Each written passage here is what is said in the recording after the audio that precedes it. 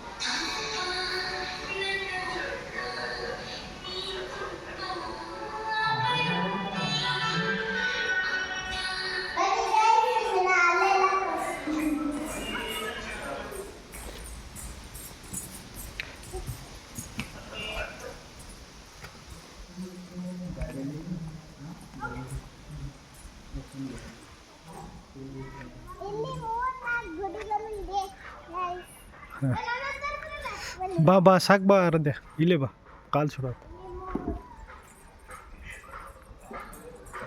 ಬನ್ನಿ ಗೈಸ್, ಇಲ್ಲಿ ಒಂದು ಆಟ ಆಡೋದು ಇದೆ ಗೈಸ್.